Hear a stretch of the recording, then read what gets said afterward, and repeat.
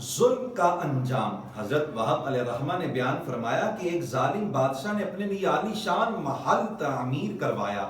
محل کے قریب کسی بوڑھی مسلمان خاتون نے جھونپڑی بنا لی جس میں وہ اللہ تعالیٰ کی عبادت کرتی تھی۔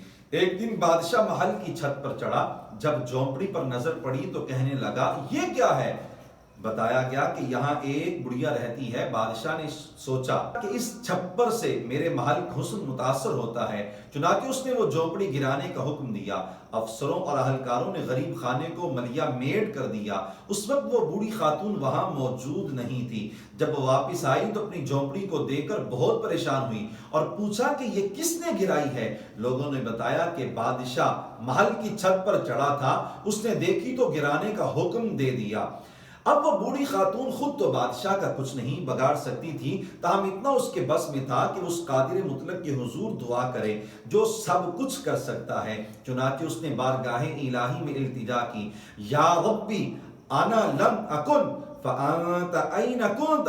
الہی جب میری جھونپڑی مسمار کی گئی تب میں تو یہاں نہیں تھی، مگر میرے مالک تجھے تو سب کچھ معلوم ہے، تیرے ہوتے میرے غریب خانے کو گرا دیا گیا۔ رب کریم کا دستور ہے کہ وہ ظالم کے خلاف مظلوم کی دعا رد نہیں فرماتا، ظالم کی گرفت جلد ہو یا وقت مناسب پر، مگر بہرحال اس کی پکڑ بہت سخت ہوتی ہے۔ راوی کہتے ہیں فَأَمَرَ اللَّهُ عَزَّ وَجَلَّ جِبْرِيلَ أَن يَقْلِبَ الْقَصْرَ عَلَى مَا فِيهِ۔ اللہ تعالیٰ نے سیدنا جبریل امین علیہ السلام کو حکم دیا کہ محل کو بادشاہ اور اس کے کارندوں سمیت الٹا کر دیں۔ چنانچہ انہوں نے محل کو ظالم بادشاہ اور اس کے سپاہیوں سمیت زمین بوس کر دیا۔